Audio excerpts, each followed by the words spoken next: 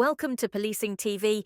Each week, we will explore the highlights from our latest videos, diving into topics like AI, technology, drugs, and the people shaping the future of policing. In this first clip of the week, Chief Constable Serena Kennedy reveals how a love of science and public service led her from the lab to policing, and how one ride-along at Greater Manchester Police changed the course of her life forever. So I went to the University of Hull to study applied biology with a view to going being a forensic scientist. I kind of was combining a fascination of crime with a love of the sciences. So it seemed a good combination. So I went to study with biology with a view to applying to be a forensic scientist. In my final year, my dissertation involved a lot of laboratory work. And I have to say, I found laboratory work quite solo, quite lonely work. And I get my energy from being around people. So realise that whilst forensic science is a fantastic career and an integral part of policing and the criminal justice process, there was a realisation that I didn't actually think a career in forensic science was going to be for me. It's not quite as it appears always on the TV. And I say that's not decrying the brilliant work that my colleagues in forensic science do. It just wasn't for me. So at that point, it was well, let's go and pursue the other part of that, which was that fascination in crime, but also kind of that public service ethos. So I attended a familiarisation day, a familiarisation course at Greater Manchester Police. So it was a 3-day course. So got to go out on patrol, got to go and see a range of different departments within Greater Manchester Police. And that was it. I was hooked and then applied to Greater Manchester Police back in 1993 as I was finishing my degree. And so there is the connection you mentioned, criminology, between the applied biology and policing. So there is an element of a link there. And it was that familiarization period, 3 days, I think you said it was, that really got you hooked. Just thinking of those that are considering a career in policing, whether it be 30 plus years or maybe even a shorter term career. I guess you would encourage people to think of taking a career in policing, would you? Or perhaps who would you encourage to, based on your experience? Applied biologists, perhaps. I still think policing is an absolutely fantastic career, and I would, encourage anybody to consider it. Clearly, I joined after university, and I think whilst, it's difficult to perhaps see the connection between biology and a degree in policing, I think any degree teaches you in terms of, the need to be analytical, and obviously doing a science degree, that was really, really crucial. And there is a degree of every police officer and police staff members' role, that is, to have that analytical element to them. However, I also am a great advocate that you don't actually need a degree to be a police officer. So, in this clip, Peter Sloly recalls stepping into his role as Chief of Ottawa Police just as COVID-19 struck, revealing how the pandemic, protests, and global unrest reshaped policing, leadership, and community trust in real time. I never close a door, and I try not to burn any bridges. Policing was always going to be, and still to this day, has a bit of a call to my spirit. As a public servant, as someone who can serve and protect, it's always been, I think, written into my DNA. So I never say never. I'd been recruited for a number of big policing jobs, just wasn't the right fit. I still wanted to get a real experience from Deloitte, but about 3 years into my time at Deloitte, I was sort of at that point, again, not mastery, but I was confident in my abilities to be a high-performing member of a high-performing team. And that's when the opportunity to go to Ottawa came. Ottawa is the nation's capital.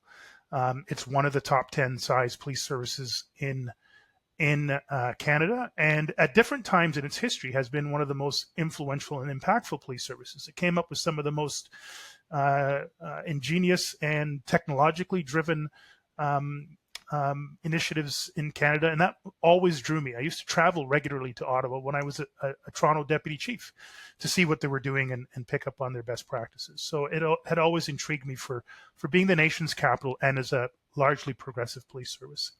One thing I will say is that when I went back into policing, while policing hadn't changed that much, and I had been very active in policing, so it wasn't like I missed a beat. Within 3 months of my tenure as the chief of police in Ottawa, policing in the entire world changed. And that was the COVID pandemic. So everything that I'd known about being an executive police officer, about running a police service, about being integrated within a city structure, within a provincial and national structure, got turned on its head within my first 3 months. And so as a chief of police who was very much engaged with getting out in the community, walking the beat with the cops, sitting down at a coffee table and learning about people's complaints around policing and going to forums where best practices are being shared and meeting people and handshaking, all of that came to a screeching halt in early February, early March, when we had to separate from each other, wear masks, go into long period lockdowns and isolation.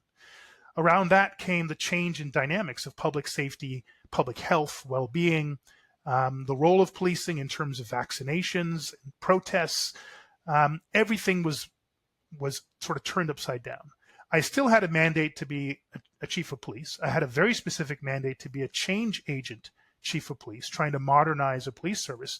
But the ultimate focus of my time is just getting my police service through 2020, 2021, and chunks of 2022, all around largely COVID and the impact of the pandemic. Now, there were also... In this clip, Duncan Faulkner shares how his love of flying led him from policing to helicopter piloting, and why witnessing fatal crashes made him rethink risk, family, and the true meaning of a fulfilling career. When you're a British police officer, or when I was a British police officer, I felt extremely proud to do the job that I did. And I think all British police officers should take a moment to reflect on that. Like, they're doing a fantastic job. And moving to New Zealand, admittedly, I was working in a very small mountain town, down Queenstown, which is in the middle of the Southern Alps. The culture in policing just felt very different to what I was used to. I felt like there was too much time spent giving tickets to motorists for not having an MOT, essentially, or for going 2 kilometres over the speed limit. And I stopped feeling proud to be a police officer. Now, there was lots of, it was a great job. I did some really interesting incidents. I'd never been to an avalanche, for example, in Northampton, but in Queenstown Police, I was, the first on scene for a snowboarder that had been buried and managing that scene. So it was a really fun job, but I did lose that sense of pride. And for me, it was time to step away from the service. So some illustrations there of how policing has some core similarities wherever you are in the world, but there are some differences. And some of those smaller differences actually may lead to cultural challenge for those that are transferring from one part of the world to another.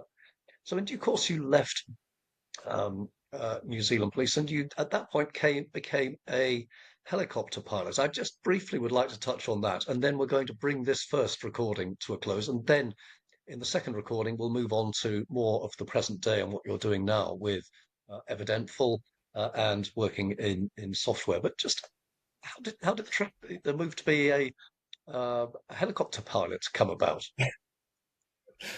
I loved aviation. Anyone that served on the East Midlands Air Support Unit when I was in Northampton would have known I was the biggest skid biter out there, obsessed with getting the helicopter out and doing trips out in the helicopter whenever I could.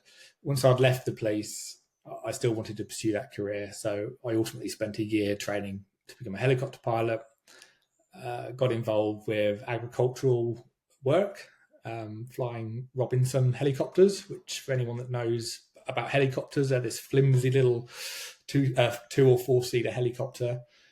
Again, really, really enjoyed that. It was quite short lived. I ultimately left flying because I had a young family and didn't want to die.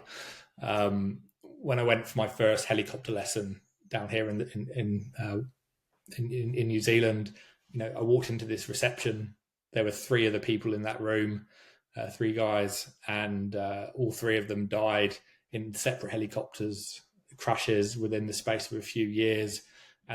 In this last clip of the week, Chris shares how his UK policing experience, from counter-terrorism work at COP26 to community engagement, is helping shape his new role in South Australia, where open-minded collaboration and cultural learning are key. Some things here that are done very differently to back home. There's some things I look at and think, oh, I think that was probably better in the UK. But there's so many things over here where they absolutely have not followed our path. And what I would say perhaps are some of the mistakes that UK policing has been made, and some of the reasons that people might be trying to decide whether UK policing is still for them or not. Absolutely, those decisions haven't been made over here, and there's still a lot of things that are done in a far more proactive way with the communities than perhaps they were latterly in my policing career. So I'm not going to grill you on what's better and what's worse, but at this stage, suffice it to say that things are occasionally done differently, maybe significantly differently, and they may well be done differently for very, very good reason. Equally, there may be areas where you personally and new recruits from the UK do have some insights that can be brought to bear. We were talking just a little earlier off camera about the COP summit that may or may not be coming to Adelaide in the near future. You had some experience of the COP, I forget the number now, so help me on this, but effectively the environmental summit back in the UK. So tell us a little bit more about that. Yeah, so the UK held COP26, I think it was, over in Glasgow, and although I wasn't directly responsible for any of the actual work on the ground there, the later stage of my career was creating policy and guidance for the counter-terrorism security coordinators and the counter-terrorism security advisors, and the people that would then go into Glasgow and help with that counter-terrorism kind of response. One of the teams that used to work for me, for example, did a lot of the GIS type mapping and patrol strategies and stuff up there for things like counter-drone and so on and so forth. SAPOL and through the Commissioner, who has been very, very present throughout this process, by the way. He came to certainly our initiation, our induction, our swearing in, and was very open and honest about how he wanted us to be here and share our experiences. He made it clear it wasn't a closed door. SAPOL have sent out emails since that decision to hopefully, for Adelaide's sake and South Australia's sake, host COP31. Has anyone been involved in that kind of thing before? And they've said that they would be talking to us and trying to glean our experiences and what we've learned from that experience here. So they do seem absolutely open to it, which is, again, it's a very welcome thing for us. So part of the approach that PolicingTV, our sister organisation Policing Insight, has is very much to share good and excellent work wherever it takes place in the world. And that sharing is really put into stark illustration here with you having that experience, which is now available to SAPOL here on the ground in Adelaide. Yeah. Thank you for watching. Tune in next week.